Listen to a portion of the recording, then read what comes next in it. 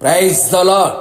సర్వ సృష్టికి ఆధారభూతుడైన క్రీస్తు యేసు పరిశుద్ధ నామమునకు సర్వ ఘనత, మహిమ, ప్రభావములు యుగయుగములు కలుగునుగాక. మీ అందరికీ కృప అత్యధికముగా కలుగునుగాక. ఈ దినపు యేసయ్య జీవపు మాట 22వ కీర్తన 10వ చరణం. నాకు ఆధారము నీవే. యేసయ్య మీదని ఆనుకుని ఆధారపడి యేసయ్య అడుగు జాడలలో నడుచుచు యేసయ్య వైపు చూచుచు యేసయ్య చేతి నీడలో భద్రముగా ఉంటూ కాపాడబడుచు ఈ విశ్వాసపు యాత్రలో సంపూర్ణులగుటకు సాగిపోవచ్చున్న ఆత్మీయులారా, ఆత్మ సంబంధులారా, భక్తుడు చక్కగా చెప్పుచున్న మాట, గర్భవాసినది మొదలుకొని నాకు ఆధారము నీవే, నా తల్లి నన్ను కన్నది మొదలుకొని నా దేవుడవు నీవే. దావీదు గారు తన జీవితంలో ఎంతగానో ఆయన మీదనే ఆధారపడి బ్రతికెను. ఆయన మీదనే ఆధారపడి జీవించి మనకు మాదిరిగా నిలిచెను. నా దేవుని ప్రియులారా, మన వ్యక్తిగత జీవితంలో మనకు ఎవరు ఏది ఆధారముగా ఉన్నవో ఆలోచించు. కొందరు వారి స్వబుద్ధిని, స్వజ్ఞానాన్ని, సొంత తెలివితేటలను ఆధారము చేసుకొని బతుకుచున్నారు. మరికొందరు వారికున్న సౌందర్యమును ఆధారము చేసుకొని ఉన్నారు. ఇంకా కొందరు వారికి కలిగి ఉన్న ఉద్యోగాలు, వ్యాపారాలు, చేతి పనులు, పాడి పంటలు, చదువులు, ఆస్తులు, అంతస్తులు, పదవులు, అధికారాలను ఆధారము చేసుకొని ఉన్నారు. ఇంకా మరికొందరు మనుషులను ఆధారము చేసుకొనిది తల్లిదండ్రులను, పిల్లలను, బంధువులను, స్నేహితులను, ప్రేమించిన వారిని, నచ్చిన వారిని, మెచ్చిన వారిని, అధికారులను, రాజకీయ నాయకులను ఆధారము చేసుకొని ఉన్నారు. ప్రియులారా, ఒకటి మాత్రం వాస్తవం, దేశమునకున్న ఆధారములన్నీ కదులుచున్నవి అని లేఖనములు చెప్పుచున్నవి కదా. లోకములో నీవు దేని మీద ఆధారపడినను అది కదిలిపోవును గనుక నీవు పడిపోదువు. జాగ్రత్త సుమీ. కదలని వాడు, శాశ్వతుడైన దేవుడు, నిన్న నేడు నిరంతరం ఏకరీతిగా ఉన్నవాడు యేసు ఒక్కడే.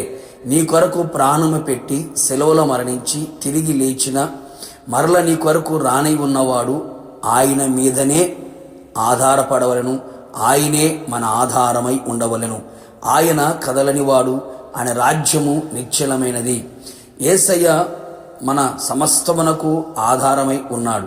ప్రతి విషయములో, ప్రతి పరిస్థితులలో యేసు మాత్రమే మన ఆధారమై ఉండవలెను. మన కన్నులు ఆయన వైపే చూడాలి, మన చేతులు ఆయన వైపే చాపాలి, మన హృదయం ఆయన తట్టే ఎత్తాలి, మన అడుగులు ఆయన అడుగులు మాత్రమే వేయబడాలి.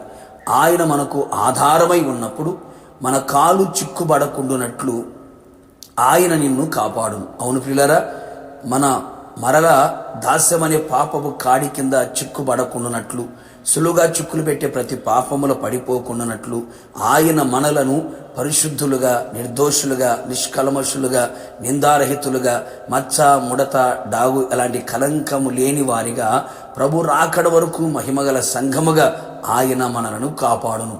మనము నీతిగా ఉండుటకు, రక్షణ గలవారమై ఉండుటకు, మహిమ గలవారమై ఉండుటకు ఆయనే మన నీతికి, మన రక్షణకు, మన మహిమకు ఆధారమై ఉన్నాడు.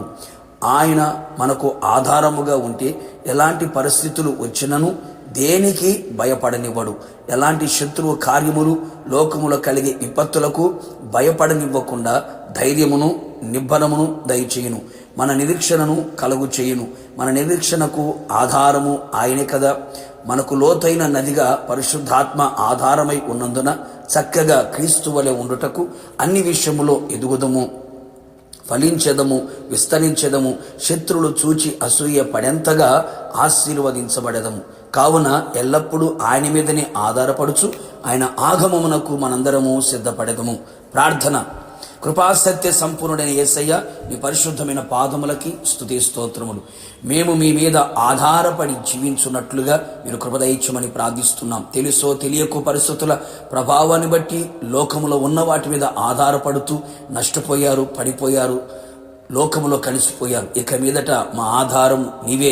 మా కాలు చిక్కుబడకుండునట్లుగా మీరు మాకు ఆధారముగా ఉండండి. మా నిరీక్షణకు ఆధారముగాను, మా ధైర్యమునకు ఆధారముగాను, మా నీతికి, మహిమకు, ఘనతకు ఆధారముగాను, మేము ఎదుగుటకు, ఫలించుటకు, మీ వలె మారుటకు మాకు ఆధారముగా పరిశుద్ధాత్ముడా, త్రియేక దేవ మీరు నిలిచి ఉండి మీరు రాకడ వరకు మమ్మల్ని నడిపించమని యేసు నామములో అడిగి పొందుకున్నాము తండ్రి.